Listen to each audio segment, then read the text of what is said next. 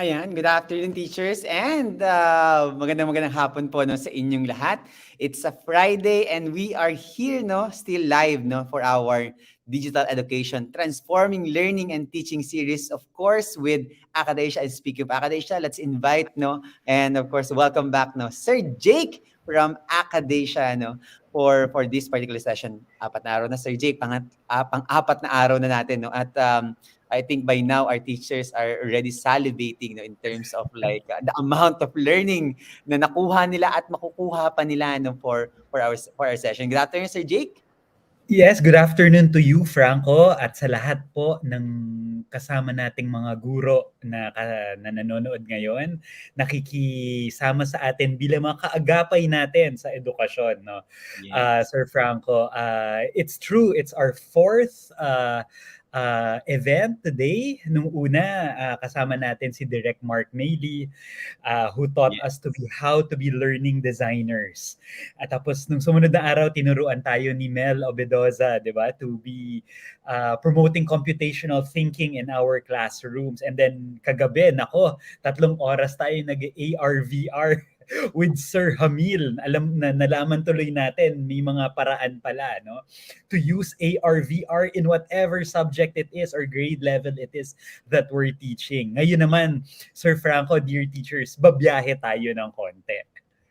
Yes. At Sir Jake, masabi ko lang, no, yung 3 hours, 2 hours, 3 hours na sessions natin from Tuesday up to Oo, yesterday, no, hindi nararamdaman kasi correct. sobrang engaged, sobrang motivated yung mga teachers natin. Kahit actually, Sir Jake, yung kahapon, yung 3 hours natin sa Oo. ARBR, parang naglalaro lang tayo, but and yet we're learning, no? Okay? And siguro so far, Lumipas Sir lang yung Jake, oras, no? Yeah, yes, oo, oo. dumadaan lang. Parang bitin pa nga, Sir Jake. Medyo nakulangan pa nga yung mga teachers natin. Ano? Okay? Pero siguro, Sir Jake, no, one of the best things about so far, no, in our last 3 sessions is that it showed possibilities. Kasi Correct. lagi may ganun, no? Lagi may doubt, may hesitations kay minsan yung mga educators natin on the possibilities, no? Pero ipinakita ni Direct Millie, no? How storytelling, ano? And of course, Miss Mel, and of course, kahapon, no? Si Sir Hamil, okay? Yung mga possibilities ng innovation and in education and different approaches in education. So kayang-kaya, Sir Jake. Okay, kaya ngayon, sabi nga ni Sir Jake, no, lilipad naman tayo. Lalayo tayo, pero Sir Jake, no, siguro physically malayo, pero I think in terms like context, okay, mas Yeah. may ano to, no, mas may makaka-relate ang mga teachers natin. So hopefully marami talaga tayong makuha, no, in this, definitely, no, not hopefully, definitely marami tayong makukuha from our session for today, which is on empowering our classrooms using technology, the iSchool Africa experience. Okay? Pero siguro para lang huwag nating patagalin, Sir Jake, no, at ipakilala na natin ang ating speaker para sa araw na to that will be sharing, no, her experience, okay, leading iSchool Africa. All right. Okay. Thank you. Sir Franco, at mga teachers, it's my honor to introduce to you our guest for this afternoon. She is an iSchool Africa program manager and currently part of iSchool Africa in Johannesburg, South Africa. She joined the iSchool Africa and the iStore education team in June 2018. Ito, Sir Franco, her formal qualifications include a Bachelor of Arts degree in Child and Family Psychology, a postgraduate certificate in education focusing on early childhood development and the foundation phase.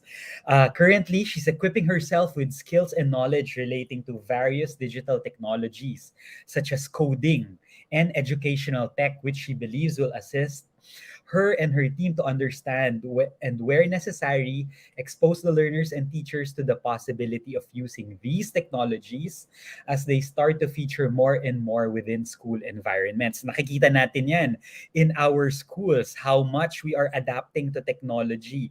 So her sharing today will give us a snapshot of how they are adapting and using these technologies in their area.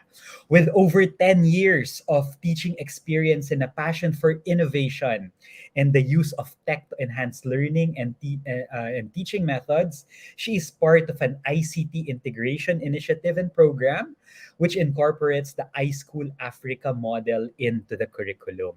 Sir Franco, nakilala ko tong guest speaker natin in July 2019 during the World Education Congress in Mumbai, India. When I was there, I attended a talk entitled Building a Foundation for Digital Citizenship in Under-Resourced Schools. And I was just blown away, no, by the initiative, by the effort, by the way that they're really trying to bring tech into under-resourced classrooms. That session was attended by educators, principals, and professors from all over the world.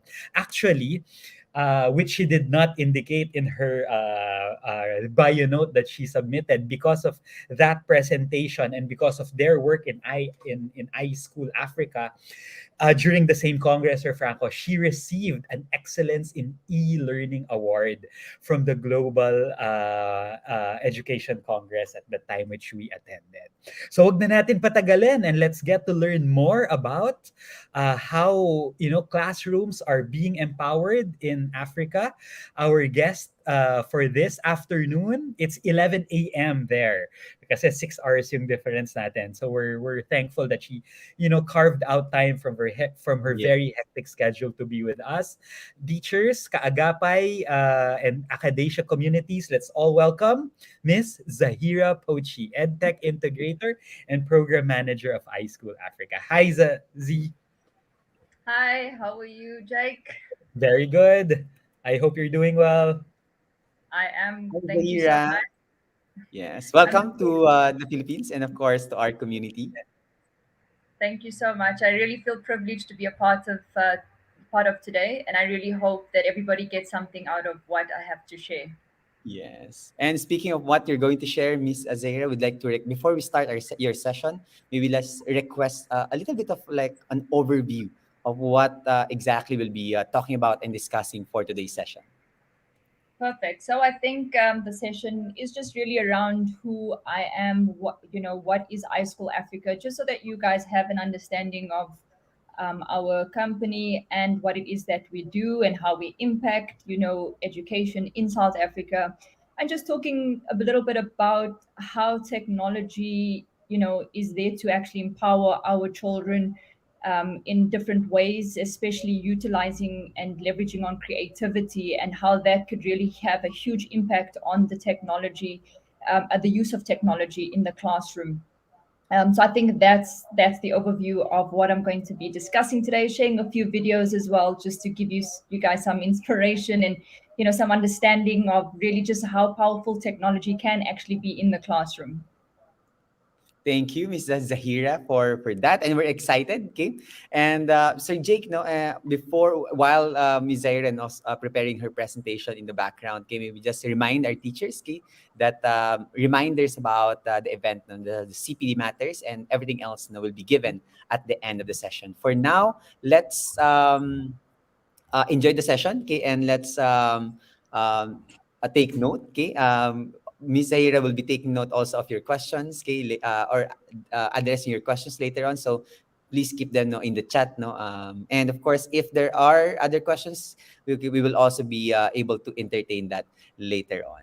Okay. Right. And also, Sir Franco, reactions from the audience will be most appreciated. No? So, dear teachers, if we want to also share some thoughts regarding some points that Ms. Zahira will be sharing, please go ahead and type them into the chat box so that we can see engagement also from the community. Yes, just a heads up to Miss Zahira. Miss Zahira, our community is very, very active Yeah. and in a way has a very productive noise in a way. So good No luck, Miss problem. I'm Zahira. gonna try. I'm gonna try Yeah. my best to try and answer everybody's questions. Okay. Thank you, Miss Zahira, and good luck on the session. Okay, will be in the background, teachers. Will be engaging with you in the chat. Okay, thank you. Thank you, everybody. So, my presentation that I'll be speaking to you about is empowering our classrooms using technology, the iSchool Africa experience. So, I'm just going to share with you a video just, to show you who iSchool Africa really is. And it does say 10 years. So, we started in 2009, 2009, yes, 2009. So, the video is just stating 10 years of us running in, but unfortunately it's been longer than that. But this video really encapsulates who iSchool Africa really is. Since 2009, iSchool Africa has been changing the face of education in rural and township schools by introducing the use of the world's best technology and classroom practices.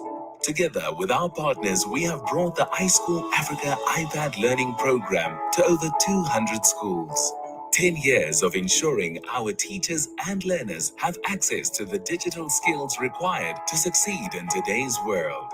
iSchool Africa brings to each of our schools a mobile lab of iPads, curriculum-aligned applications, teacher training and mentorship. Results and impact are closely monitored and evaluated. Together, we have witnessed 10 years of creating a passion for teaching and an enthusiasm for learning. In this time, we have increased numeracy skills by 15% across iSchool Africa schools. Over 100,000 learners' lives have been impacted, and over 3,000 teachers have been trained. Here's to our partners, school leaders, communities, teachers, and learners who have joined us on this journey of transforming education.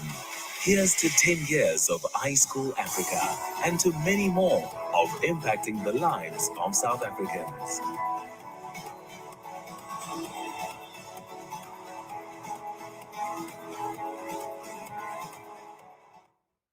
And so if you'd like to go and see a little bit more about who we are, our website is www.iSchoolAfrica.com.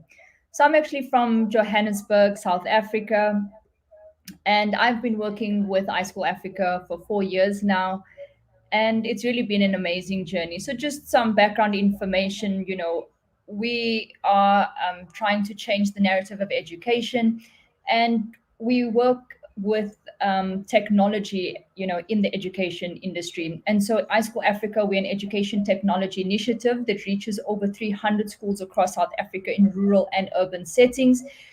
And we try to empower teachers and learners by giving them access to the world's most advanced educational technology and classroom practices.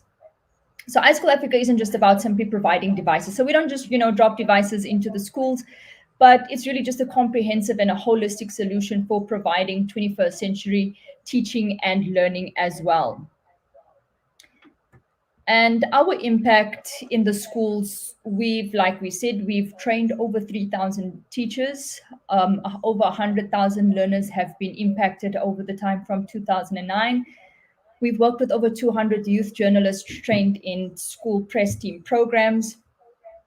And we also have 1,000 learners exposed to code, 15% average increase, like you've seen in the video, in numeracy results across the schools in South Africa that we've worked in, and 200 rural youth trained as iSchool Africa junior facilitators as well. And what are the elements of our program? So what we do when we're going into a school, we basically go in with a mobile iPad lab, which belongs to the school for teaching and learning. So the school keeps that iPad mobile lab. We try to find government and private company partnerships as well, where we work with these companies to actually empower and sponsor these schools that we work with. We try and get content and apps that match the South African curriculum that are put onto the devices. We really focus on teacher professional development that we facilitate in order to ensure that our programs are sustainable. We also focus on 21st century skills as well. And we support learners with remedial or special needs. So some of our programs that we have are more important programs. So we have our coding and robotics program, where we just aim to prepare learners for the fourth industrial revolution by exposing them to the language of code. We have the #MyFuture program, and this program really just supports, your grade 11 and 12 learners in vulnerable communities with online tutoring sessions and curriculum content. We have the numeracy and literacy program, which we target the grade K to 3 and bring numeracy and literacy software to our elementary schools, ensuring that our youth get access to these subject areas. And lastly, we have the iSchool Africa Disability and Inclusion program, where we including and educating learners with diverse educational needs. And we're using technology to reach these learners and to work with these learners. So what is my role? So here at iSchool Africa, I'm the program manager and EdTech integrator, as Jake has said. I've worked on many of our programs, and so therefore I have the experience across the different areas in the education field. And the program that I really specialize in is the #MyFuture program, where I work a lot with the grade 11 and 12 learners. But what's really nice about being on the ground and in the education sector for 14 years, I've discovered that technology alone isn't really just the solution. So just taking technology into any school, really, what kind of impact is that going to have, you know? But we need to think about how can we actually make it so that technology can actually empower our learners learn, and how teachers can actually teach. And so I want you to actually watch the following video that I'd like to share with you. I like learning new things because then I get smarter. Creativity and learning go hand in hand. I thought that creativity was one thing and like school was another thing. When a teacher gives you freedom and you can learn in your own way, it definitely enhances the learning experience. You're not going to remember something that was like boring. You can do honestly anything. There's painting, drawing, photography, singing, writing, books. I'd much rather make a video than do a paper. I did all like hexagons, like one hexagon here, one hexagon here, one hexagon, one hexagon, one hexagon, one hexagon, and then one hexagon. It just lets me take what's in my head and put it outside of my head. That didn't sound right, but just having an idea and just showing it to the world. Well, I'm the best at doing the drawing, and I'm the best at doing leprechaun houses. I did this, and I created something that's, unique and special to me. I feel proud of my work and proud of myself. I finally got it because I kept trying my best. It just makes me feel like, yes, you can do it. You can create something. Just keep learning, and then you'll get the hang of it. And then I color it.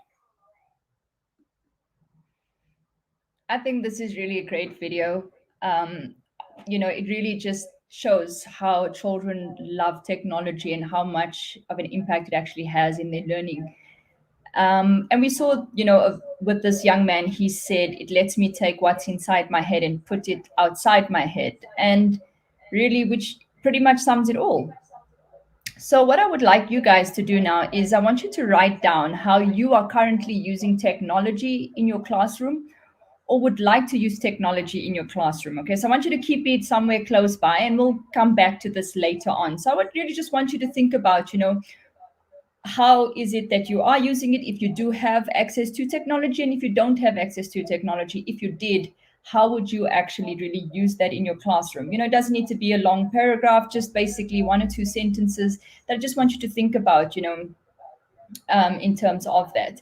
And then at the end of the presentation, we're going to actually come back and relook at what you've actually written down. So let's move on. So where does creativity belong in schools? So I want you all to actually just think back to your elementary school years. When you were given the opportunity, when were you actually just given the opportunity to be creative, if at all? And I think sometimes traditionally,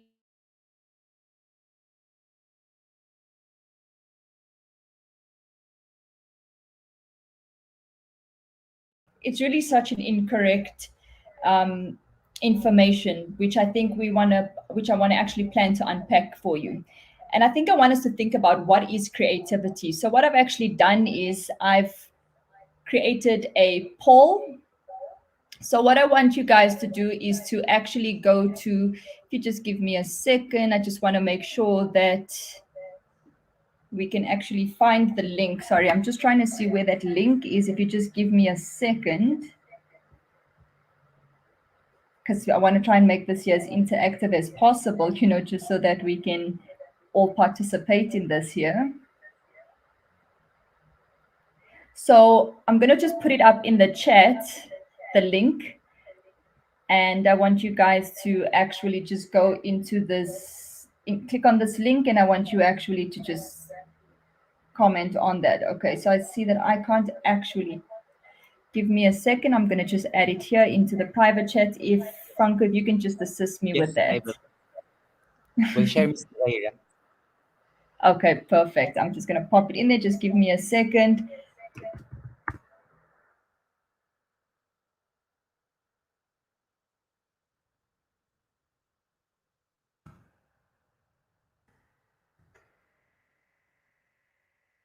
Okay, so I've popped in that link. I want you to click on that link, use any device, click on that link. And I want you to actually start to write down what you actually know about or what you think creativity is.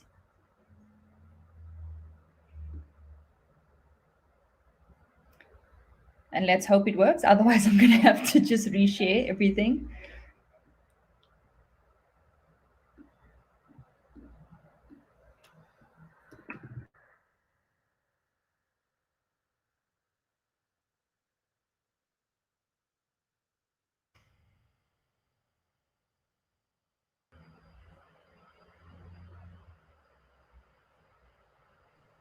Miss Okay, so Zahira, I think it's not yes, working.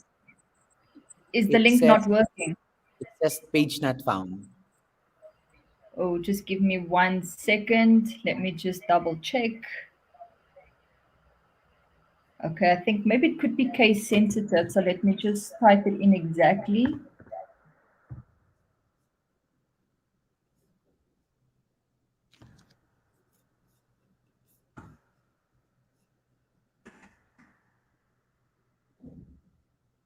Okay, let's try that now. And let's hope that that actually works.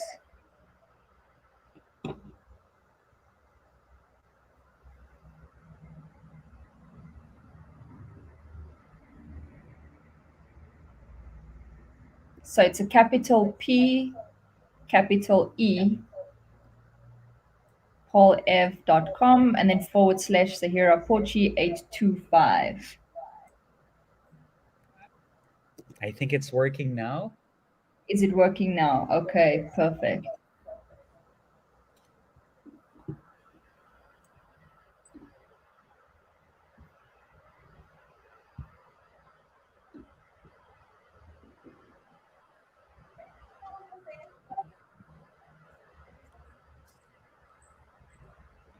All right, so I see that I've already got imagination using. Oh, using your imagination. Okay, there we go. That's part of the creativity.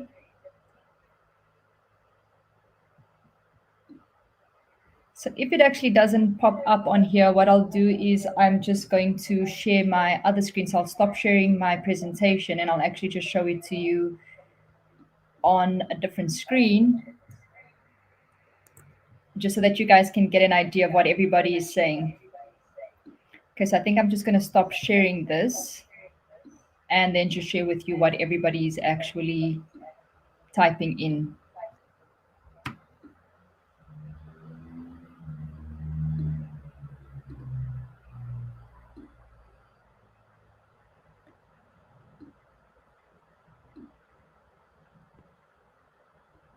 Okay.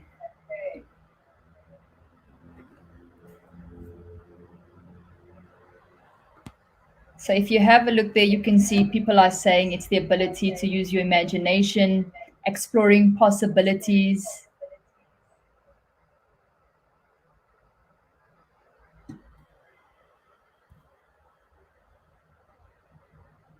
Sorry, I have to shake like this here, unfortunately.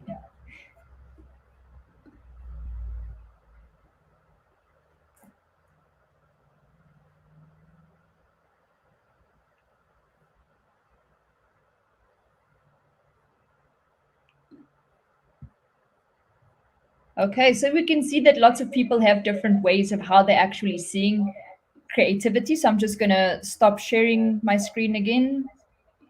And I'm actually going to reshare my presentation.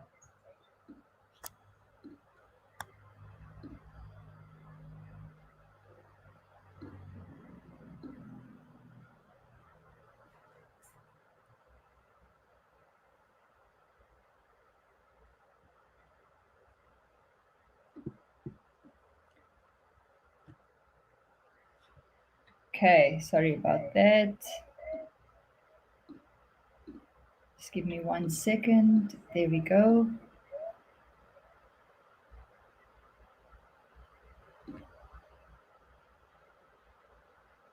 All right, perfect. So if we look at the definition of creativity, the words that stick out for me is new ways, connections, creating, discovery, and inquiry. So really, with regards to creativity, it's the ability to imagine new ways of solving problems, approaching challenges, making connections, or creating products. Creativity is not based on a formula, but on thinking that relates to discovery and inquiry. And I think that's quite important, and that's what we really just need to think about as well. So being creative and allowing our students to create their own learning experiences allows learning to just be more personal and more meaningful. And this will definitely lead to being longer lasting as well. So learning really just becomes connected, collaborative, and creative. And there's a personal experience for every student with the support of technology. And I think we need to realize that as well. Students need to connect to new kinds of information, collaborate with others to create work, explore questions in creative ways, and make learning very personal. And so by using technology, I think this has the potential to unlock the creative genius in every child. And that also, it helps our teachers reach students in different ways. And I think that's something that's very important. And what we really need to think about is, how do we reach our learners in different ways and engage them more deeply and let them actually take ownership of their own learning. And students can become creators, not just consumers, but have ideas that will actually change the world. And I think that's very important. And that's something we really, really need to think about as well. So, an innovation, as innovation has driven our world forwards, it has also changed the types of jobs that we're preparing our students for and the skills that are required for them. And I think we also need to think about this here, because as teachers and as educators in education, with technology, I think there's a lot of roles that are now present that were not present before, like ICT integrators or edtech integrators, or head of IT or head of technology. All those kinds of jobs didn't really fully exist 10 years ago. And I think that's what we need to realize, is our world is moving so differently forward, that some of the jobs that that are going to happen in 10 or 20 years time, your students may not necessarily be prepared for that right now. And so we need to make sure that we do prepare them from now for those jobs that don't really actually exist. Like, for instance, machine learning engineer, as an example. But according to the World Economic Forum, creativity is expected to be one of the most important and in-demand skills for future employees. And it's a challenging task. Rethinking how to prepare students for the skills that they need for the future can be difficult with all the competing priorities and pressures in and out of our schools today. So we need to think using technology to foster creativity can be the answer. And in fact, creativity supported by technology is most likely to help students achieve positive learning outcomes. In a recent study, Gallup on creativity in learning, educators reinforced how creativity supported by technology enabled lessons are better for a wide range of student outcomes. So, for example, 76% of educators agreed that technology-based lessons are more likely to help students develop critical thinking skills than traditional lessons. 81% of educators say that technology-based lessons are more likely to help our students develop problem-solving skills. And 81%, just as many educators say lessons that leverage technology are better at connecting student learning to the real world. So 81% say that connecting learning to the real world. So the report found that the use of educational technology by teachers is strongly related to the support from your school leaders and teachers and parents. And I think that's what we need to think about, is really, if we're going to use technology in our schools, the support needs to come from the top down. We need to look at it as a holistic solution and see, as a school, what are our outcomes? Where are we going? What is it that we actually want to achieve? And as a school as a whole, we all need to be driving in that same direction. Include the parents in that, especially your management in that. And I think that's also very important in order to get the buy-in from everybody. So and as a teacher, when you feel free to be creative, your students also see the creative process, which is modeled.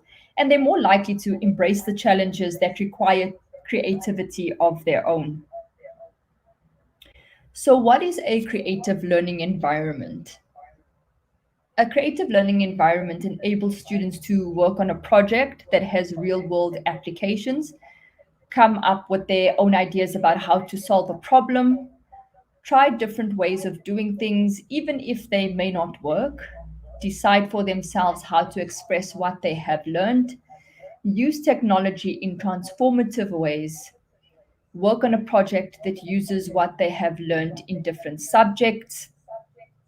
And what is vitally important is for the teacher to set the criteria for task, but to allow students to also demonstrate their learning or solutions in a way that best suits them in an app or platform for their choice. Again, based on their preferred learning style. I think it's very important to recognize that learners learn differently and have different learning styles as well. Creativity is essential for learning. So research shows that our creativity in learning is important. We also know this. I think as teachers in education, we do know that, creativity is really very essential. It helps our students imagine new ways of solving problems, approaching challenges, making connections, and creating products. Creative thinking is really just based on discovery and inquiry and not actually on a formula. And the same is true for professional learning and professional development as educators. Creativity drives meaningful professional learning and fosters a culture of curiosity and collaboration, and boosting educators' confidence to try new things. And I think that's also something that's very important, and we really need to think about this here is when we're allowed to be creative, it also allows us, to take that into the classroom and to allow learners to be that way as well. So I'm not sure if any of you are aware of Bloom's taxonomy, but the concept of it is something that we use in our current schooling system. Many years ago, it was pitched to us as teachers. The aim was to use the top three in this triangle. So if you have a look there, you've got your three different things: create, evaluate, and analyze. And that, was really the ones that we needed to use in tests when we posed questions. And in some instances, we were actually given a formula of how many of each question should appear in a test from each of these different levels to achieve the desired overall average per class or for grade. And our current schooling system is really just geared towards the last few rungs, remembering, and our world of work doesn't actually need children who can memorize facts and information. And I think that's something that we really need to actually understand as well.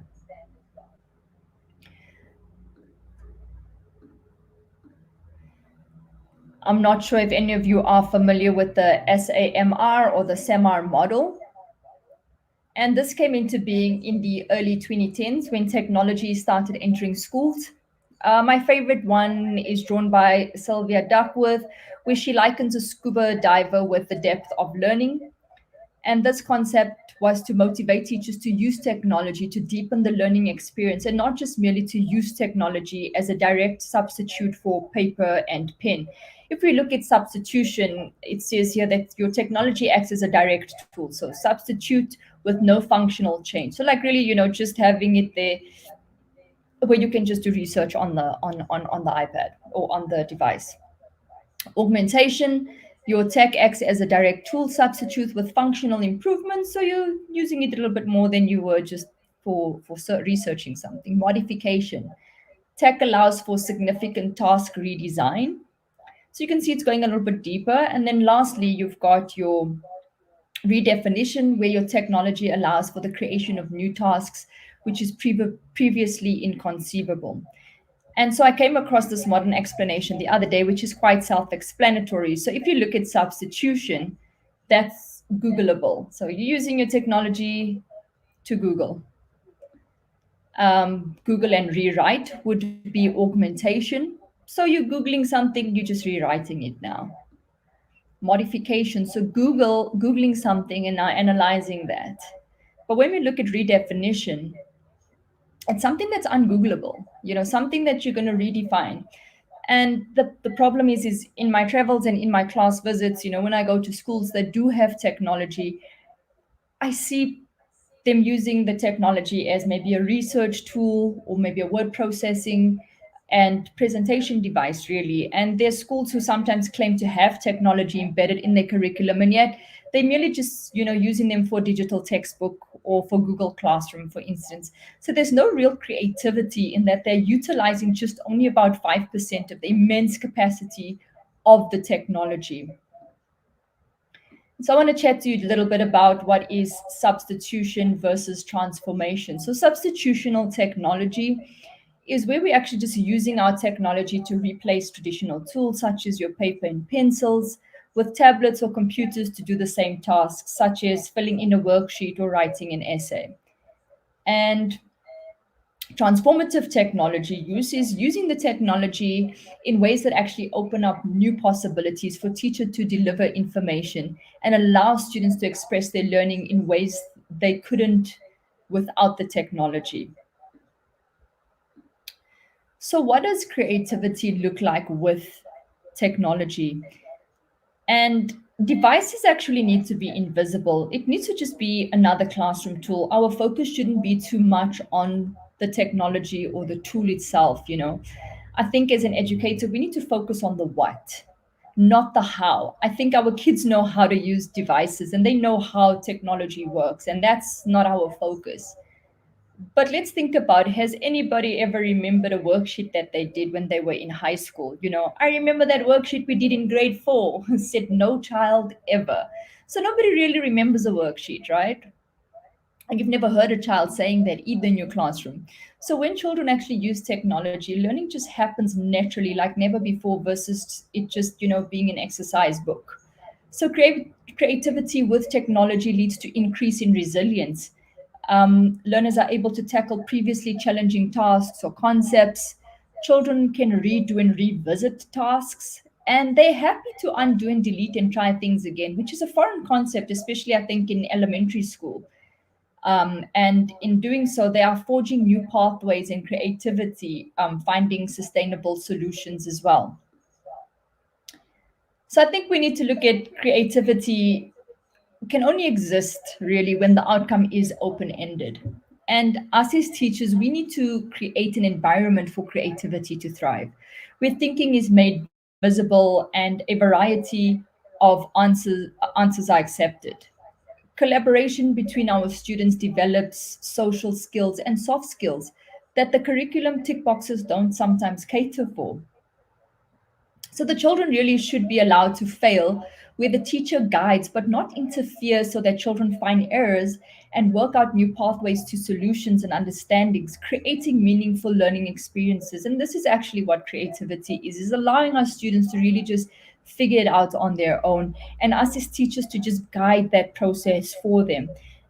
And as a teacher's role, I think we need to know the impact that great teachers and powerful technology can have on learning, because I think it's really just very important.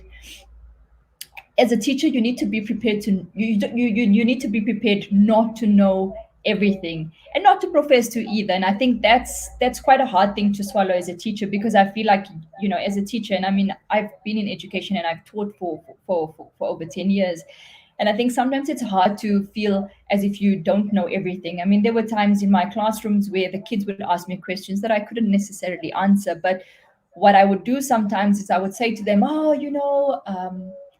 let's go onto Google and see together what the answer is. I just want to make sure, that it's correct and just give you guys a good explanation, So sometimes I'd mask the fact that I didn't necessarily know something.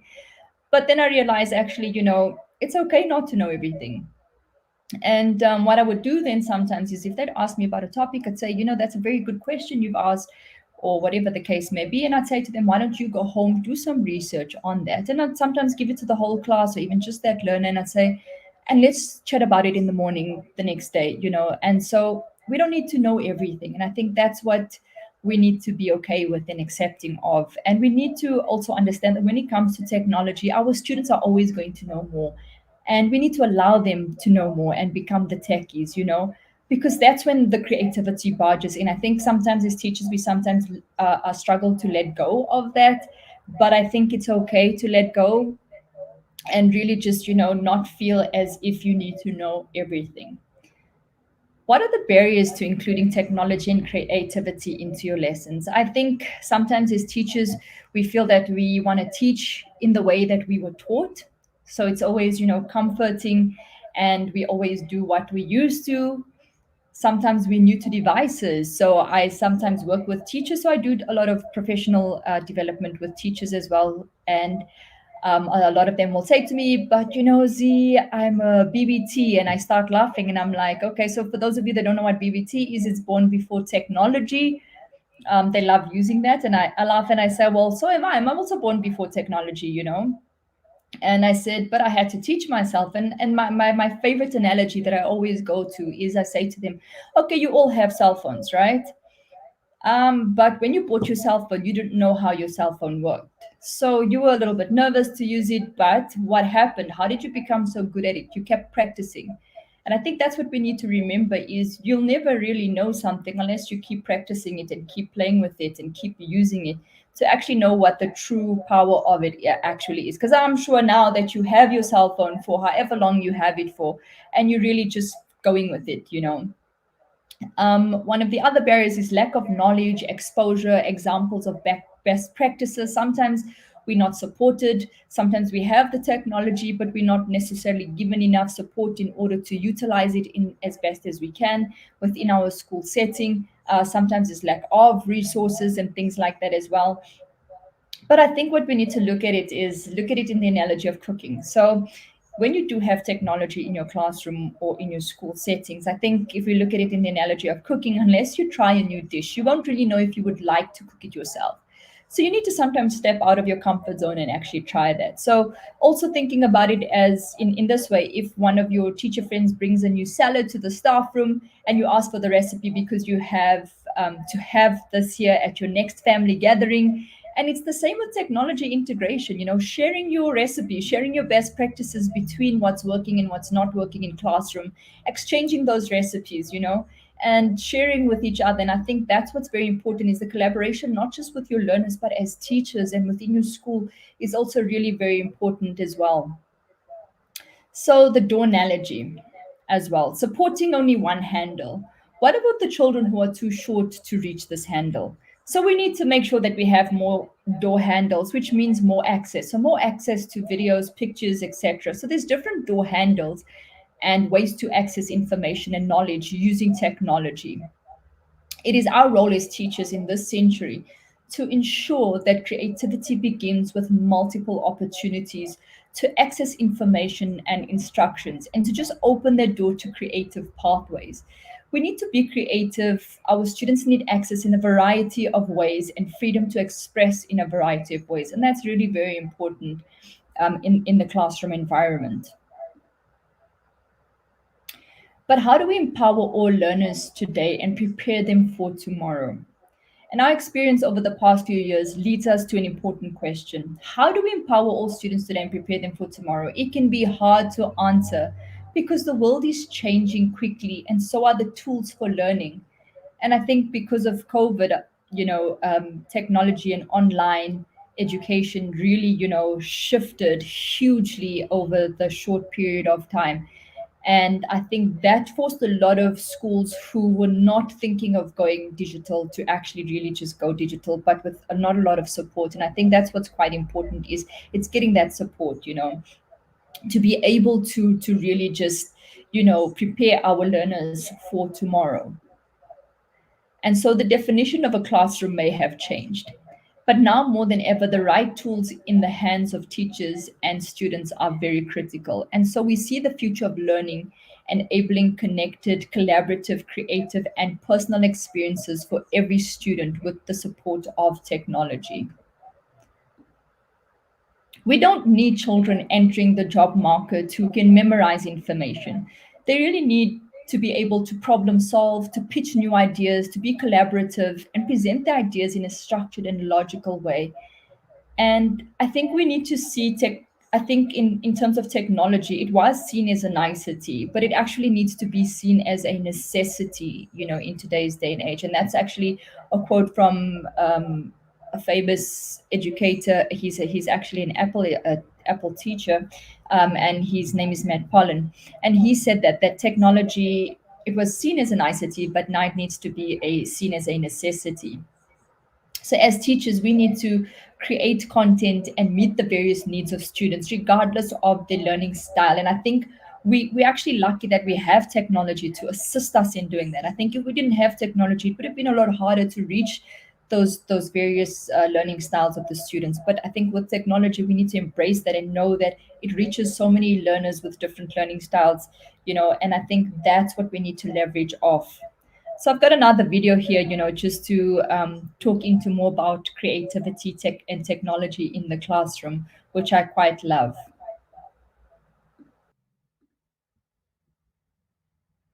I actually really love that video, and I think it's very important to think about it.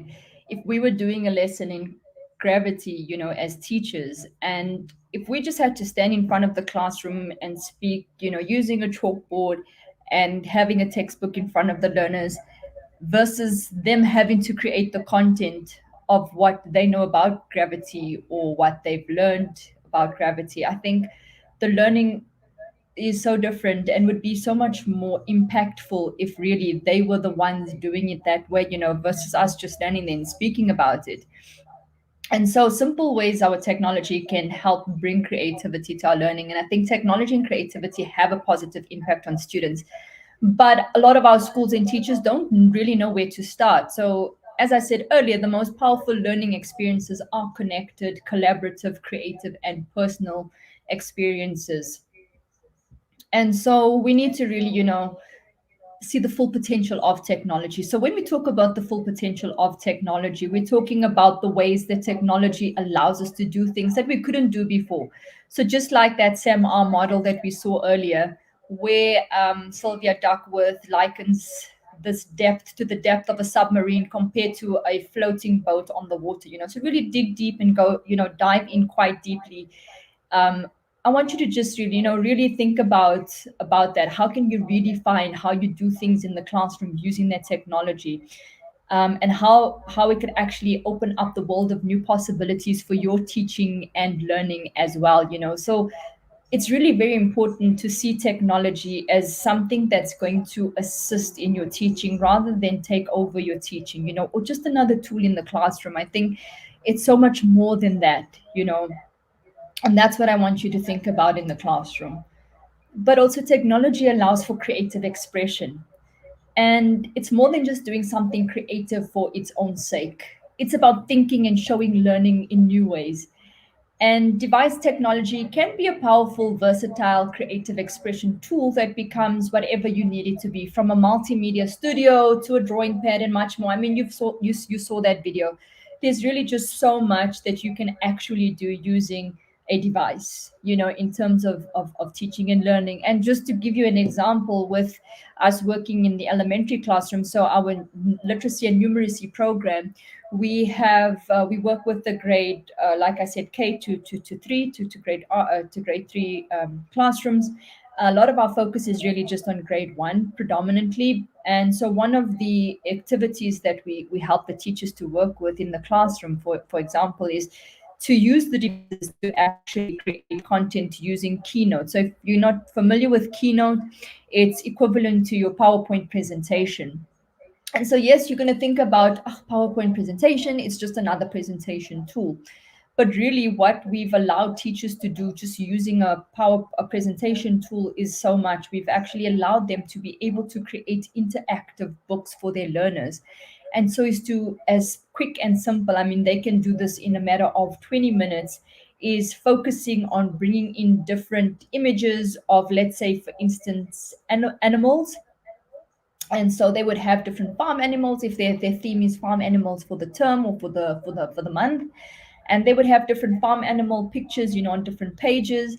And next to each farm animal, they will record their voice and actually, say the farm animal in English and then say the farm animal name in vernacular.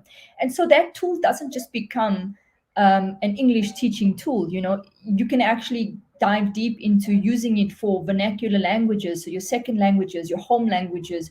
It's really just as much as you want it to be. So you are the restriction of what you're using, really. If you allow it, to go beyond what you're thinking. And I think that's what's very important, is as teachers we need to think outside the box. And so they've actually done that. So they added the little voices to each animal, and they also added the sounds to each animal. So now when the learners go into these little interactive books, they go in there, they click on the animal, they hear the sound, they hear what the name is in English, what the name is in vernacular.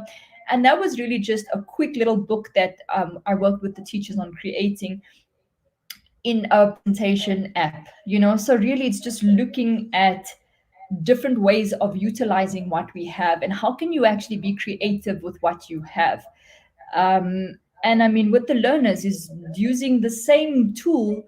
They've done it in a different way, where we've worked with kids using that exact same app. So thinking about using a presentation app for learners to actually take a photo of their face, where they were able to be a little bit more interactive as well. They were able to, have different recordings of their faces, the different parts on their face, like your eyes, your nose, your ears. Also drawing labels, lines, writing the words in vernacular, writing it in English, saying it, having videos of their face on different pages, making different facial expressions. And so you can see how you can start to become really creative using such basic and simple apps, that you don't think of, using it in such ways, because you just always see it as a presentation tool. But it's so much more than that if you really just think outside the box. And so using, technology in the classroom also helps with problem solving. So creativity with technology can provide new ways of solving problems for our learners as well. Real world application, and I think that's also something that's quite important. Technology can help learners connect to the real world in more ways, because it is a real world tool used across industries. And I think that's something that's quite important, and something we really, really need to realize is that learners will be coming into schools not having access to any technology all the way up to high school. And then they get into the job field. And no matter what job you're in, it doesn't matter how basic your job is, there is some form of technology that they have to get exposed to. And so if we're not preparing them for that, it's going to be a lot harder for them to actually really get used to that. And so really we do need to work on exposing our learners to this. And that is why iSchoolAfrica, we try to bridge that gap with the have and the have-nots in our country. And that's why we work with our under-resourced schools in our township areas, in our rural areas. And that's what we try and do, is try and expose these learners to technology in different ways, so that when they do have access to that in later on in their life, in the real world, that they are familiar to some extent with technology, or have had exposure to it at least. And so just as final thoughts, creative learning environments can exist without technology, but technology can be the catalyst for creativity in the learning environments. So children today aren't excited about the presence of technology anymore. It's part of their everyday world. And I think that's something we really need to realize, that it's just throwing a device to a child is not going to change anything unless we make that experience meaningful. So creativity comes in what they're doing with the technology, not just the presence of that technology alone. And I think that's really, really important, and something that we really, really need to look at. But in my closing, I would actually like to tell you something, or ask you something, actually, to be honest with you. When will you start? Today? Someday? So there are 7 days in a week, and someday isn't one of them. And I think that's something that we really need to think about. Our wisdom and knowledge is good only if a decision is taken to actually use that. And so some days we fail in making the right decision, but we still made a decision. Just to not regret later on that someday I could have tried. And so we need to just jump into that water and learn to swim. Otherwise, you'll never learn at all. So we have to start some ways, jump into that classroom with your device and just start somewhere. I mean, yes, you may not get it right the first time, you may not even get it right the second time, but if you keep trying, I think that's where the learning comes. So sometimes it's not always about the outcome, but it's about the journey. And I think that's something that's quite important that I've learned as well. It's not always about the destination, but about the journey. And that's really for me quite important, because we're not perfect, and we will learn over time that it is important. If we just keep waiting for the perfect date or time or day on learning or growing our skills to execute our plans or careers, we may never keep up to the speed with the rate in which technology and education is growing. And this gap will really just keep getting bigger. And I think that's something we really need to just be very mindful of as well, in terms of that. And so, in closing, all I want you to do is to replace someday with today. And I'd like us to do one more poll. Let's hope this one here works as well. And again, I'm going to probably have to share my screen again differently. But if you guys can go to that same link that was shared, I'll just pop it again into this chat just so that you guys can get that same link. So what is one way you could be creative in the classroom using technology? So I just want you to think about that. It doesn't have to be a long sentence. I just want you guys to really just pop in a quick little, answer. What is one way that, you could be creative in the classroom using technology? Really just a short sentence. And I'm probably just going to have to stop sharing and then sharing my screen again, like how I did that earlier.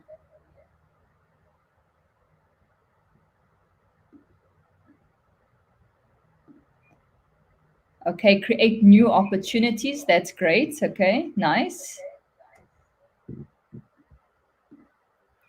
Okay, so it's not obviously popping up for some reason on the slides. I'm just going to share my screen a little bit differently. Teachnology. Okay, that's good. So just give me a second. I'm just going to stop sharing.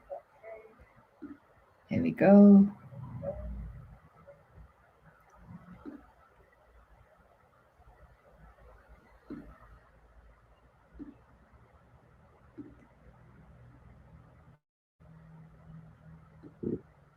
Okay, so I'm going to see if you guys can actually see my screen here.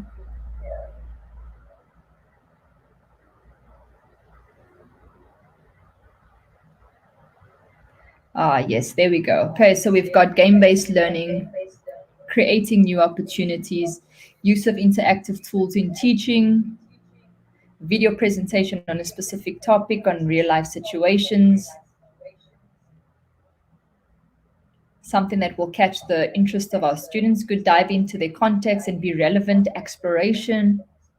I'm loving these answers. Nice. Creating informative videos through TikTok. That's an excellent platform to use because you're reaching your learners on something that's relevant to them. Fun games using technology. Game-based teaching or learning. Great. I'm loving the answers here that everybody's coming up with.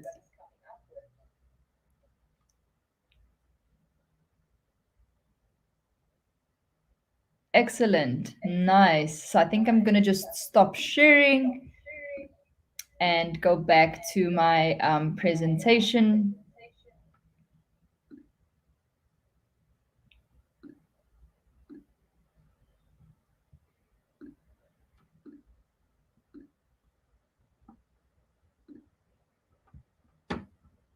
Okay, so now that we're done, I want you just to re-look at what you've written down earlier on. Remember in the start, I asked you to write down something from earlier that you think, okay, about how you're using technology in the classroom or how you would like to use it.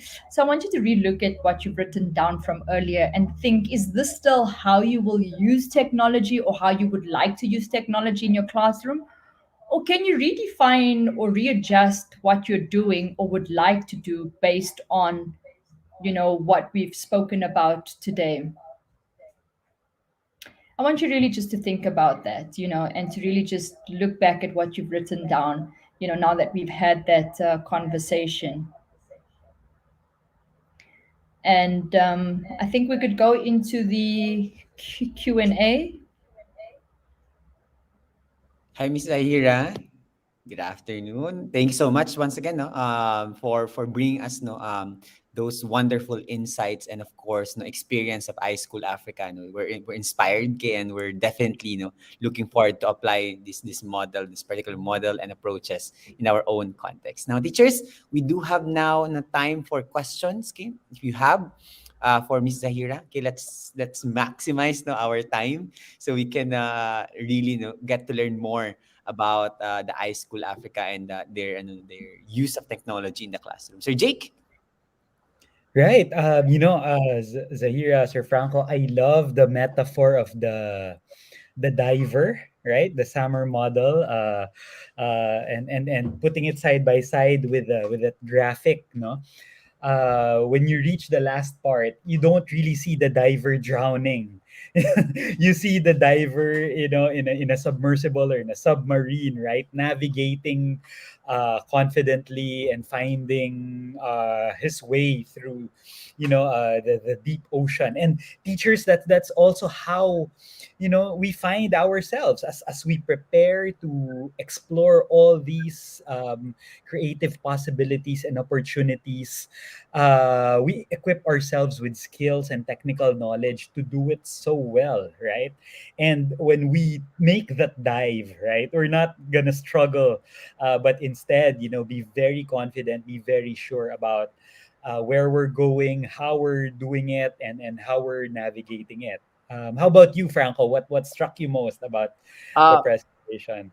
Actually, at the very start, no, when Miss Zahira mentioned about the use of technology, and I think that's one of the best reminders for our teachers, no, because sometimes when we think about technology integration or educational technology, we're so focused on technology, not knowing that it's not entirely the answer. Okay, that the technology is part of the entire spectrum, no, and the entire package. Okay, of empowering classrooms. I think our title for today is very appropriate, okay, to bring that message.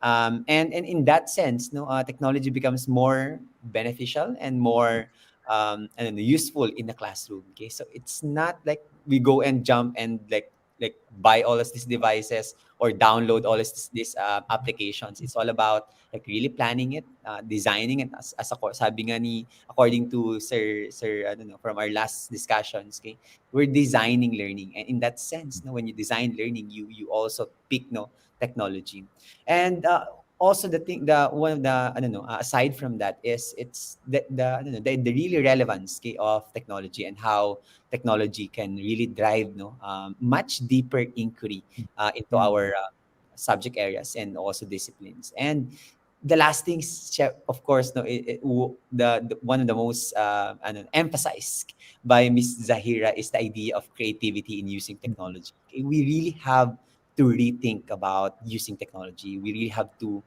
find new ways, no, to find new opportunities, no, and how this technology can actually leverage student learning in our classes. Yeah, not just like random use of technology. I use like one technology now and none tomorrow, and then very sporadic and random. So we can't do that.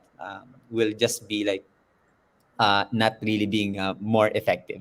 Mm. So that's it. Now, there's actually a lot more, but I won't take so much time from our teachers asking questions. But I don't see a question yet, no, from our teachers. Okay, maybe I can start, Sir Jake, no, with a Yes, go question. ahead. And of course, I'm very interested, no, Ms. Zahira, on at the onset of your programs, no, for iSchool Africa.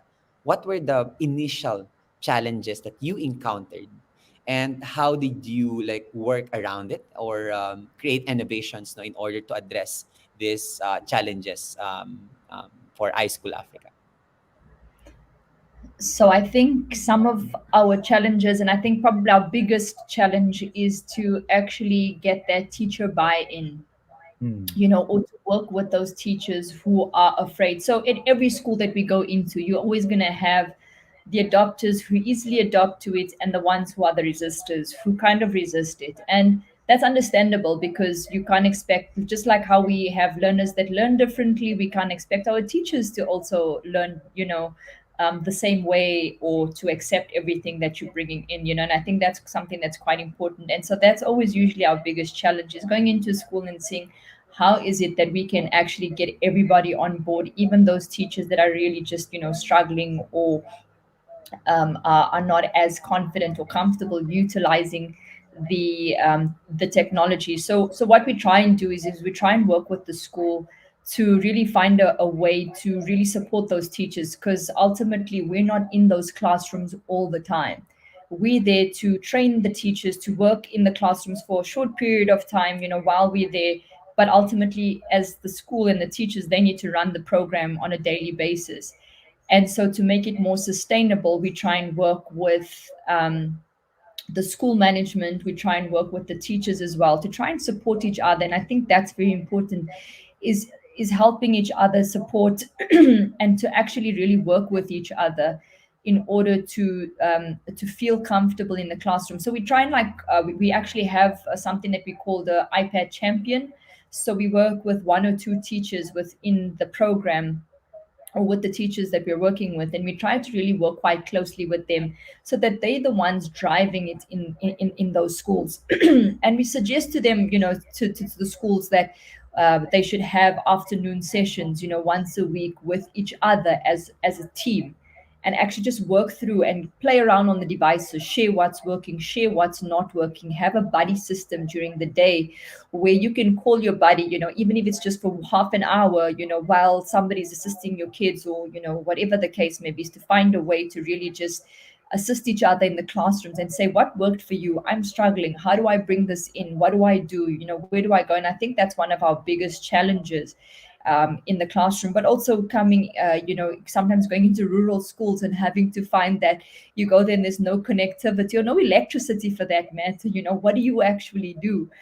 Um, so what we try and do is we try and find resources that are connectivity dependent and resources that are that don't need connectivity, so that we can cater for either or. And so what we're finding now more and more is that we feel that it's better to actually go into schools where there are connectivity, and if there isn't, we try and find a solution where we can actually assist them in bringing connectivity into the schools, because I think with connectivity your possibilities are so much more, whereas without connectivity and you having technology, it's very limited to some extent. And I think that's what we need to understand is as well, is making sure that we're giving them the best possible way of actually finding how to utilize that technology.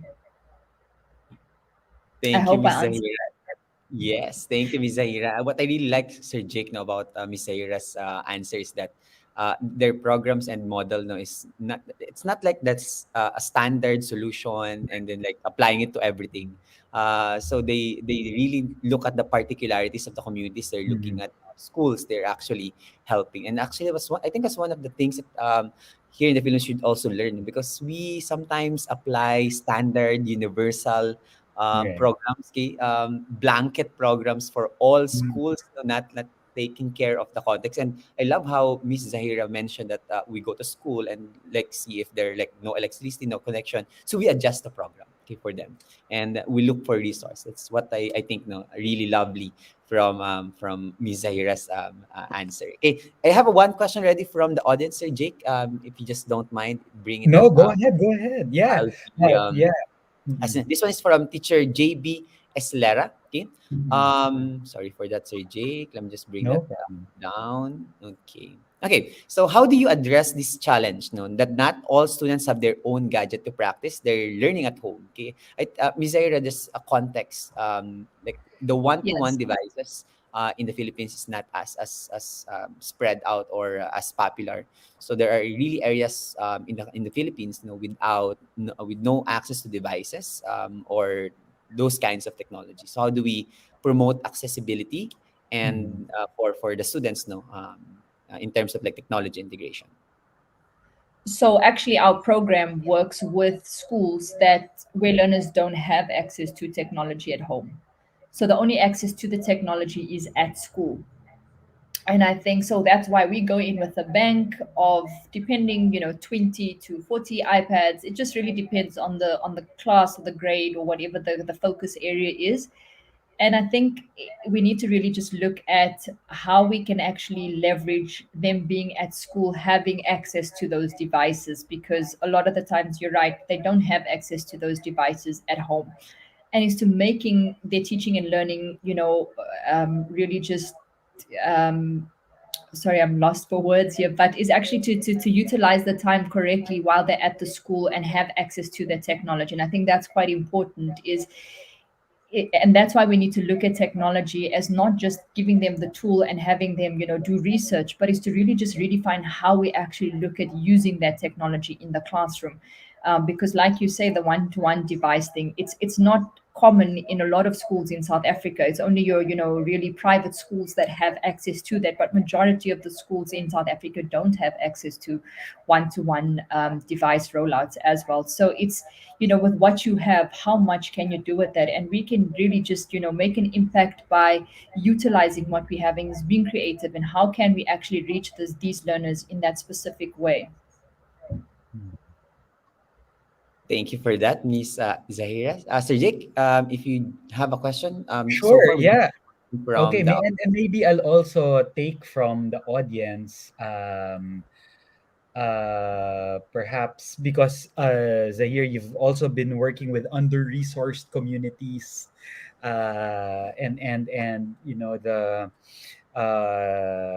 contexts and the circumstances vary from place to place, but we do see a lot here in the Philippines. Their experiences to be very similar to some of the communities or schools that you work with, and thank you for enlightening us about how even with very limited resources we can make the most out of it and still be able to come up with creative and meaningful learning activities and activity design or learning designs for the students. So in that sense, in that context, Z, um, how can we sort of be able to sustain the enthusiasm and the energy, right? There are times when people get distraught or get disappointed because no matter how hard we try or how hard we ask for these resources to be available, they just don't seem to come, right? So in your experience working with people from these schools and communities, what tips can you give our teachers here in the Philippines when faced with those kinds of situations, so that they just keep going, so that they just keep sustaining that enthusiasm to bring these kinds of experiences into the classrooms? So I think sometimes it's not always about having, devices. I think, it's how can we actually really leverage what we have. Hmm. And I think that's very important. I mean, technology doesn't have to be devices. You could have one computer in a classroom and really Yeah. make the learning experience memorable for the Hmm. learners. And I think that's what we need to remember. It's not about having, because again, I have schools that have a whole lot of devices, a lot more than a school that has 10 devices. I work in a school that was sponsored a long time ago, that have the really old iPads, and they're Hmm. doing so much more with those Hmm. old devices that can't even update to the latest iOS, versus a Hmm. school that's sitting with 30 new iPads in their schools, who really just aren't utilizing it or leveraging it as much as they should be using it. And so really it's really not about the device. And again, in what I said, it's that the technology should not really be visible. It should be how we actually leverage what we have, and how can we make things exciting for the kids. And I think it's the passion, it's when you want to make that difference, it's when you want to change those children's lives, that really make the difference. It's not about what you have. I mean, as a teacher in a government school, sometimes you don't have resources for to stick up in your classroom to have posters as such, but I've seen schools where the teachers create their own posters and make it fun, with the little bit resources that they have. And so it's not about what you have, it's about what can you do with what you have. And I think that's what's very important, and that's how we should see it. Um, and so yes, you are going to lose that excitement or that enthusiasm, but like I said earlier, we are going to fail. Nothing is going to be perfect all the time, and it's to actually learn from what we've done wrong, or when we've failed, how can we actually build on that or learn from that and change things. And that's why I said it's about the journey, not the destination. Thank you for that. Wonderfully said. Thank you, Z. I agree, Sir Jake. No, we have another question from the audience. Okay? Sir Jake. Okay? This one is from teacher Mickey Ella, and she asked, no, to students who are used to classes that doesn't have technologies, what could be the best thing that teachers can use or start so that students won't get like culture shock or get overwhelmed, basically, by the use of technology? How do we break them in using technology in the classroom, basically? So I think that also depends on what is the technology that they will eventually be exposed to. If it's going to be devices like tablets, for instance, I think what we need to remember is that no matter how rural, or how little technology these kids are exposed to, when they have a device in their hand, you'll be surprised at how easily they adapt to it. And I think that's what we need to realize. It may be a culture shock for us because we're adults, we were not born into that era. But I think for them, I really don't think that it's a huge culture shock. I mean, I go into the schools that have really no devices, or don't some of their parents don't even have access to devices. Like, I'll go into the classroom and I'll say, who's seen one of these before in their lives? And maybe only 5 kids out of the class of 30 will put their hand up, for instance. And some of them will be like, oh, I know what that is. And some of them really just look at me like blank. And when you put the device in front of them and you show them what it does, I literally give them 2 minutes and I turn my back. I'm gone to another kid, and already that kid knows exactly what to do. Some of them, yes, they are scared to touch to see exactly what it's going to do, and they're scared. And you just kind of comfort them and you say to them, hey, no, look, it's okay. You're not going to break this. And this is what I say to the kids. I say this to the teacher. I'm like, you cannot break this here. Unless you physically throw it down, it's not going to break. No matter what you press on it, it will not break, I promise you. So don't be scared about touching anything here. you know um and so I think, even if you're doing laptops, for instance, bring in one computer or one laptop into the classroom, work with it, show them how, you could leverage it in the classroom. And so I think it really just depends on the type of technology that you're bringing into the classroom. If you're bringing in robotics, also, I mean, it really just depends. Take it in and, see, do like a little show day where you show kids how it works and what it does, and to get that excitement going. And I think that's what's quite important as well. So there's really different ways of doing it. But like I said, I think we have that perception that it could be a culture shock for kids who don't have access to devices or have exposure to it. But to be honest with you, you'll be very surprised how easily they adapt to it.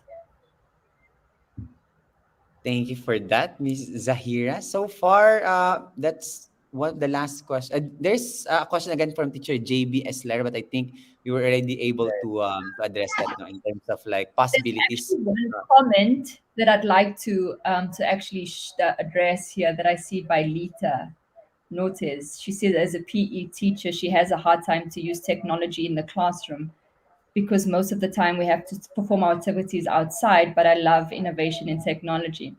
Just to actually touch on that, I think what we need to remember is, in our subject areas, it's you're not just about using technology within our subject area, but what about looking at cross curricular,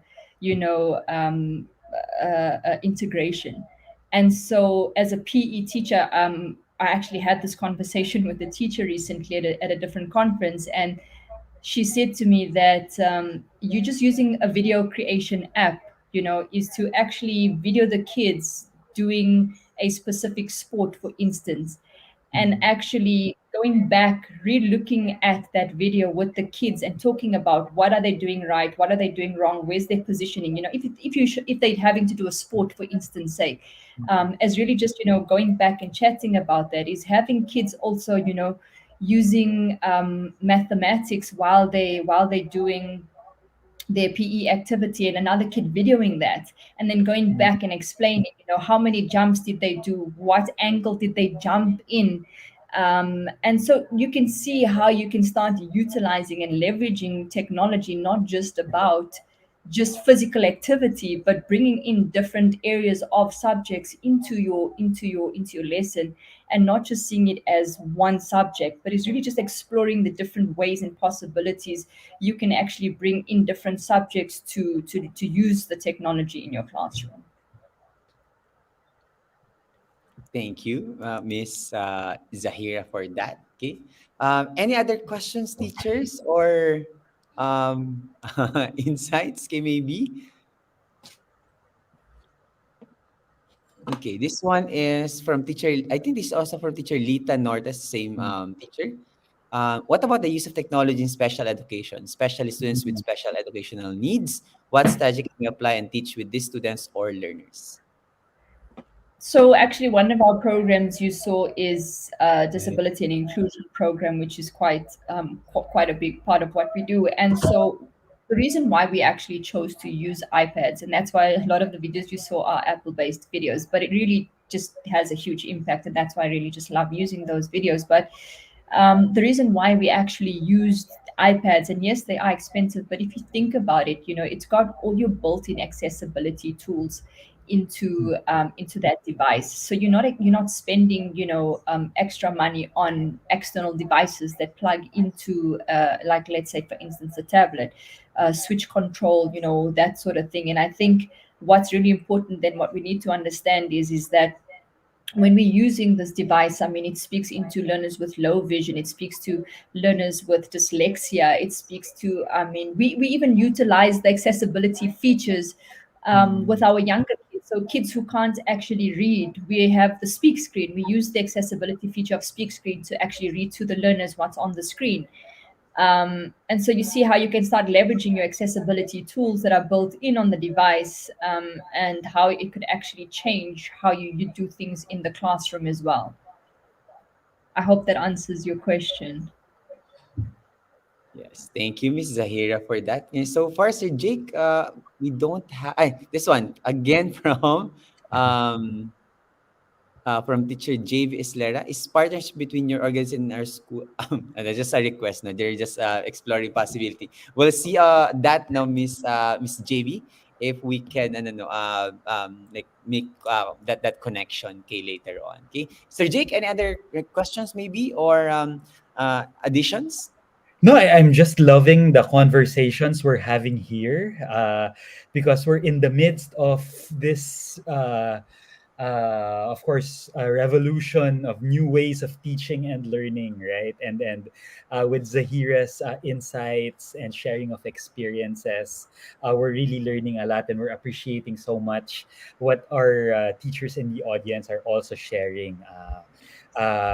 It's really that spirit of community, Franco and Z, that we can also feel coming to life in this conversation, in this webinar that we're having. So keep it going, teachers, and Kaagapay and Akadesia will continuously be providing you with these kinds of opportunities to simply talk about it, because sometimes we're so busy with our work as teachers, we actually don't get to talk about Yeah. how to teach, right? But this is exactly what we want, and what is mostly helpful for everyone. So thank you very much, teachers, for Yes. sharing your thoughts and The insights. kind of conversation, Sir Jake. Na. Sir Right. Jake, Miss Zahira, please indulge me with one last question, okay? And this, I would really want to find out, because we know, Miss Zahira, that conditions, okay, opportunities, no, are not as I don't know, as ideal, Mm. especially in South Africa. So, as an educator and as an edtech integrator, program manager, what motivates you to continue despite the obstacles after challenges? And we would like to tap on that motivation as well, so that we can also continue it here in the Philippines. No, I'm glad that you asked that question. I think it's a very important question to ask because in every area, there's always going to be challenges. Life isn't, easy in any way. Mhm. And in South Africa, we do have a lot of challenges, and I see in the chats as well, you guys do struggle with electricity being a problem as well. We have something we call load shedding, which we are switched off for a few hours within a day. What do you do with that? So there's really a lot of challenges that we've come up with and that we're faced with every day. And sometimes it's really hard to look beyond that because it's very demotivating at times. And sometimes you're faced with challenges that are in your control and some challenges that are out of your control, unfortunately. And I think it's really just how we handle that Mhm. and how we actually think, what are we learning from this year, how can we grow from that. And being in the job that I am in is and going into different schools and going into different areas and things like that, I have to learn to think on my feet. I mean, there are times when I've gone into a school having to think that this is how the setup is, I'm happy that this is what I'm going into, I know what's happening there, and I get to the school and it's really a mess. How do I fix that, what do I do with that? Oh my god, like I'll stress, but then I realize, like, hey, you know what, I gotta do the best of what I can work with. And that's what, and I think that's what's important, is actually to always have that in you, is you want to do everything in your power to make it work. And no matter what, it's that passion that drives us. Important, and what people don't realize is just how important teachers are. You wouldn't be where you are today if someone didn't actually teach you. And I think that's what you need to remember, is that as a teacher you have so much of power to really mold everything around you, the children, what you do, what you're trying to achieve, the outcomes, all of that kind of thing. And I think no matter how hard things get, you've got to figure out a way to make things okay and how to make it work with what you have. And I think for me, like I said, and I'll go back to that, is it's not about your destination, it's really about your journey, and it's really about falling apart, and how can you fix that, and how can you actually go back to making things right, or to making things work.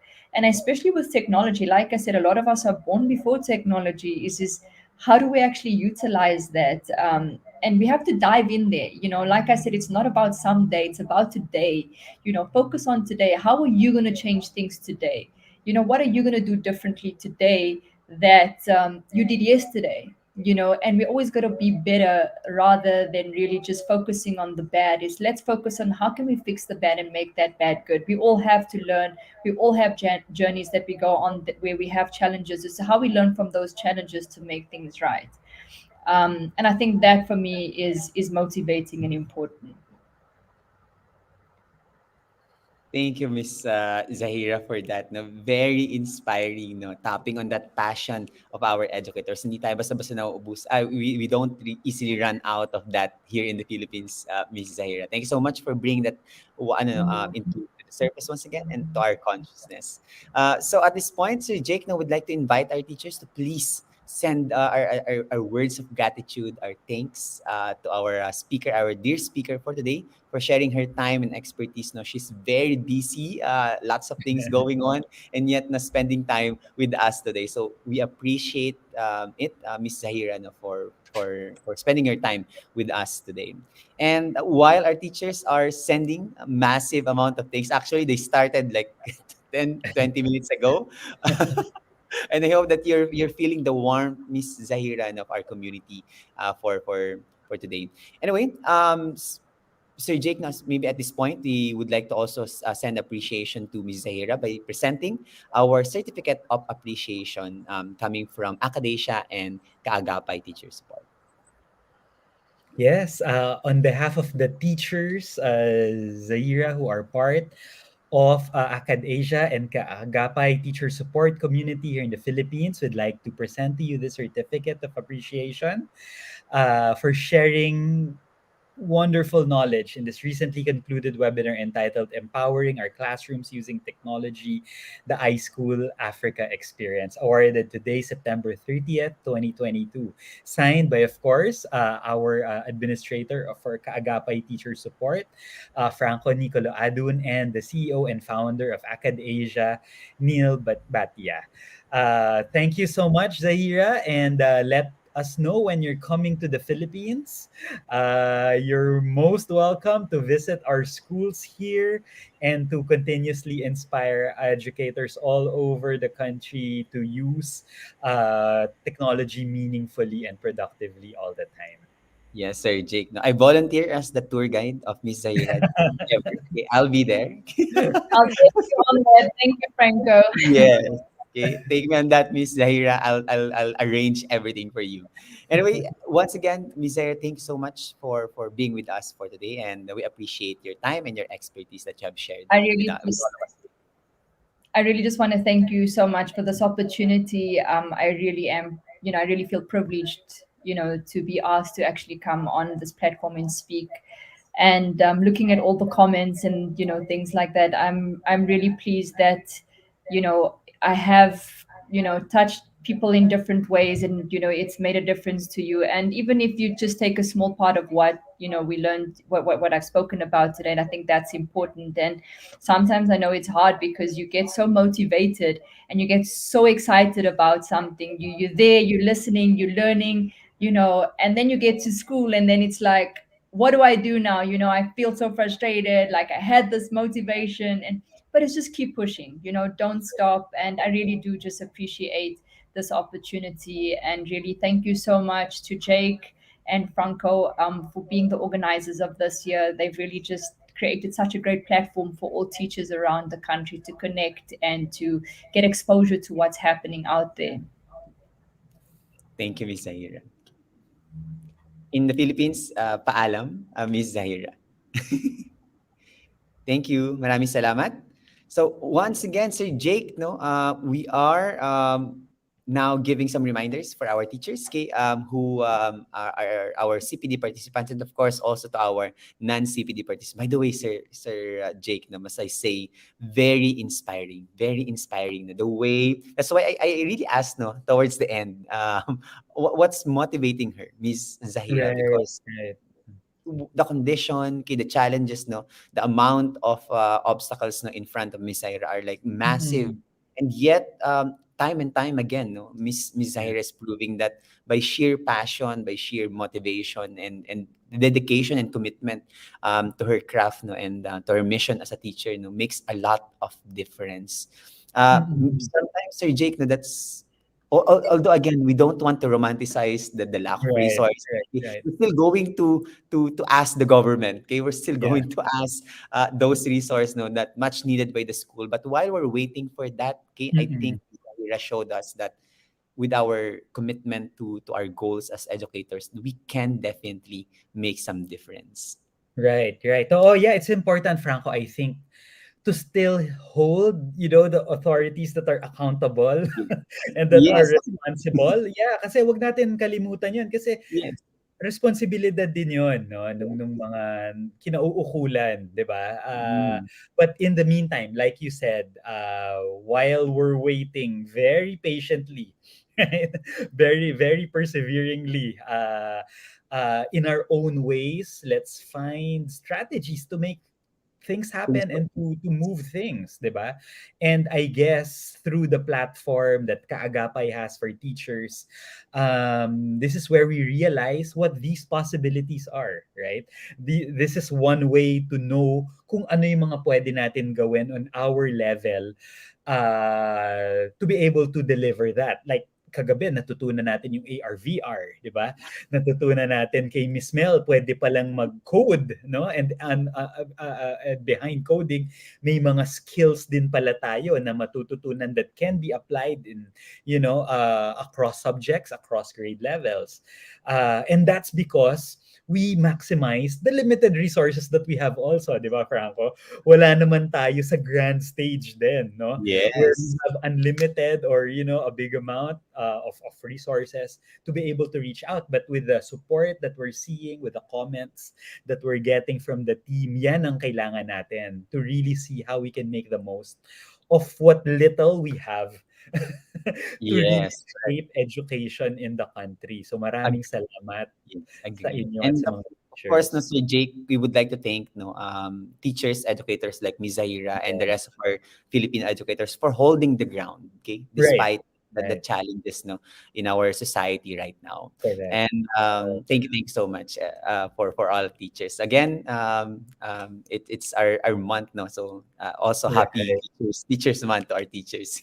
Anyway, Sir Jake, now would like to remind our official right. CPD participants, okay, by this time, no, we're almost complete, no, in sending Mm, all the letters. But again, no, you should have also received the enrollment to Accredited platform. Okay, for everyone, for the CPD participants, sign up to Accredited using your registered email address. Okay, your email address has been invited in the course for this series. Take note of the attendance codes given at the end of this session. Use the attendance code to complete the attendance form to be posted at the last day of the series, which is tomorrow. So tomorrow, we will be releasing a one standard unified form where you will enter all the codes for each of the session to verify your attendance in each of the session. The evaluation form at the end of the session is optional. You may answer it if you want, but it's not really important or relevant for the CPD certificate or CPD merits. For the non-CPD participants, complete the evaluation form at the end of the session to qualify for the certificate of participation. You may also sign up for sign up to Accredited account. The course will be made available for all this after the series, and of course, no massive access to yes. all the resources of Accredited, and of course, connections that you can make with almost 30,000 educators in the platform. So Actually, Franco, 300,000. 300,000. Sorry, sorry, Sir Yan, Jake. I missed 30. one zero. I Oo. want 10. Okay, Ganun, oo. 300,000 Yes. educators in the platform. That's Right. massive. No? That's the Mm, amount of connections that you can get. right. So, with that reminders, teachers, okay, we can now proceed with our evaluation. By the way, this is the steps for setting up an account with Accredited. So just access https://tinyurl.com/accreditiaxkts. And you should be able to open a PDF complete with steps on how to proceed with your accounts. Very important because for our CPD participants, we also have asynchronous materials waiting for you in the Accredited platform, okay, which you need to also do as a CPD participant. And of course, we'd like to remind everyone, Sir Jake, now we're not yet done. Okay, supposedly Yes. Miss Zahira's supposed to end our series, but of course, because of typhoon, Mm. we had to move no one event no to tomorrow. Okay, which is October 1. And what will this event, Sir Jake, will entail? Yes, actually, tomorrow we're also very thankful that Accredited CEO and founder, Mr. Nilesh Bhatia, will be joining us, Sir Franco, and the teachers. Kasi yung experience ni Neil being an administrator, an educator in Singapore, plus his different programs to inspire teachers in Asia and around the world are things that we will help us put into perspective how to bring the education back into edtech. Yeah. Ganyan. So we will see, no, and learn about, from his experiences, from his insights, how to further clarify our why as teachers. Yan, Franco. Oo. Wow, So with all the lalim. edtech, oo, 'di ba, yung purpose natin and the meaning that we all have in ourselves. Kaya nga tayo nagtuturo kasi deep inside, nasa puso natin yan. Hindi lang sa Yes, isip at nasa puso, right? indeed. Indeed. Oo, so Here, ibabalik here. tayo ni Neil sa ganyang realization. So we're very excited about this. And I think blessing in disguise na rin na nasa dulo to. Kasi that Yes. this would also really be very relevant, very useful for all the teachers. So we're excited to have everyone back again tomorrow. Yes. Okay. And of course, no, we're definitely ending our series, no, with this session. Okay. Thank you so much, Sir Jake. And at this point, teachers, okay, we are now ready for the evaluation. Okay. So please do evaluate this session at https:// tinyrel.com/de04 evaluation. And the attendance code for today is APAJUS. No, for the official CPD participants, please take note of the attendance code for today. Okay, for our non-CPD participants, you may evaluate the session to get the certificate of participation through the link given here. Okay, can you just confirm, teachers, if you can access the link so that we can conclude the sessions and we can do something about it if it's not working. According to teacher Jezebel Lauza, it's working, it's accessible. Okay, so thank you so much for that confirmation. So, Sir Jake, I'll see you tomorrow, okay? To end Sure. our series, no, with definitely with a bang Yes. on our last episode. Okay, so once again, teachers, paalam po. Please stay safe, stay negative from COVID-19, but always stay positive in life. Teachers?